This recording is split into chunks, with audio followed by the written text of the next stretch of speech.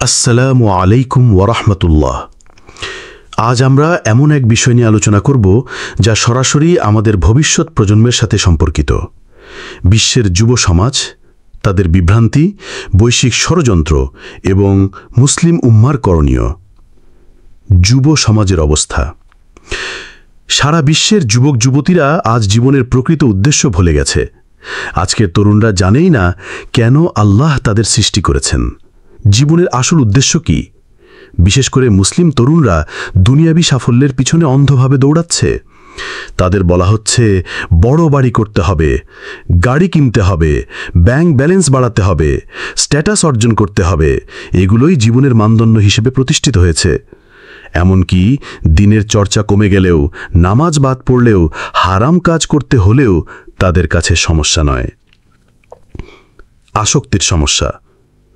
এর পাশাপাশি অনেক তরুণকে উদ্দেশ্যহীন পড়াশোনা, সময়ের অপচয়, মাদক, পর্নোগ্রাফির আসক্তির দিকে ঠেলে দেওয়া হয়েছে। মাদক সহজলভ্য করা হয়েছে। পর্নোগ্রাফি যুব সমাজকে নষ্ট করে দিয়েছে। এর প্রভাবে তাদের ঈমান নিভে যাচ্ছে, আত্মার নূর হারিয়ে যাচ্ছে। নারীকে তারা আর সম্মানের চোখে দেখে না, বরং ভোগের বস্তু হিসেবে দেখে। শুধু ছেলেরা নয়, মেয়েরাও এ সংস্কৃতির শিকার। তাদের শেখানো হয়েছে নারী পুরুষ সমান, ফলে ফ্রি মিক্সিং সমাজে স্বাভাবিক হয়ে গেছে।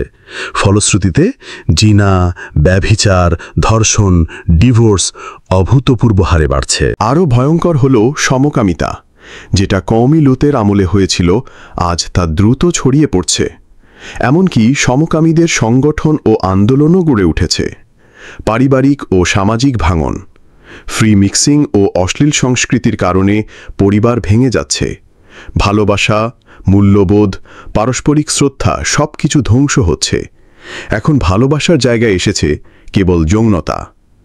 একটি মেয়ে রাস্তায় বের হলে সম্মানের চোখে না দেখে ভোগের চোখে দেখা হচ্ছে। এভাবে সমাজে হারাম অ্যাফেয়ার, পরকীয়া, ধর্ষণ বাড়ছে আর পরিবার ধ্বংস হয়ে যাচ্ছে। বৈশ্বিক ষড়যন্ত্র। এই সমস্যার মূল উৎস পশ্চিমা সভ্যতা। তারা শিক্ষা, অর্থনীতি, সংস্কৃতি সব ক্ষেত্রে প্রভাব বিস্তার করছে।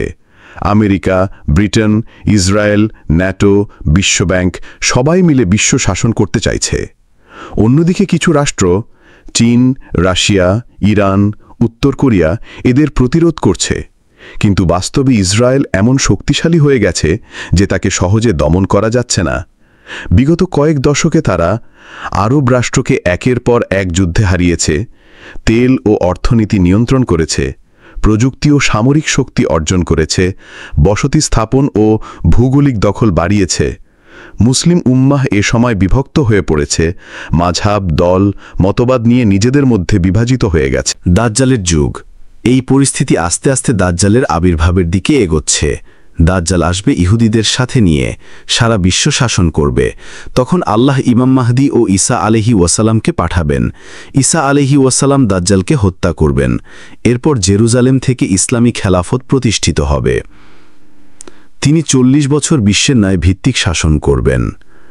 এরপর আবার পৃথিবী কুফর, শিরক ও জুলুমে ভরে যাবে। কিয়ামত ঘনিয়ে আসবে। আমাদের করণীয়। এখন প্রশ্ন হলো, আমরা কি করব?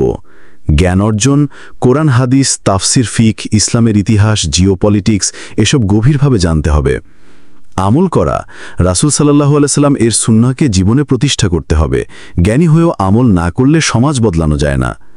হালাল রিজিক ও অর্থনীতি। সুদ, ঘুষ, হারাম আয়ের পথ ত্যাগ করে হালাল উপার্জন করতে হবে।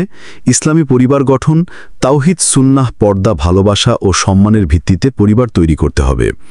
পরবর্তী প্রজন্মকে গড়ে তোলা, তরুণ ও শিশু প্রজন্মকে ইসলামী শিক্ষা, আদর্শ পরিবেশ, সঠিক প্যারেন্টিং দিতে হবে, কারণ তাদের নষ্ট করার পূর্ণ পরিকল্পনা ইতিমধ্যেই চলছে। প্রতিভার ব্যবহার, যার যা সামর্থ্য আছে, কথা, লেখা, অর্থ, শ্রম, সময় সব দিয়ে দিনের সেবা করতে হবে। স্বাস্থ্য সচেতনতা, হারাম কেমিক্যালযুক্ত খাবার ত্যাগ করতে হবে, বিশুদ্ধ খাবার খেতে হবে, শরীরচর্চা করতে হবে, মানসিক ও শারীরিকভাবে শক্তিশালী হতে হবে।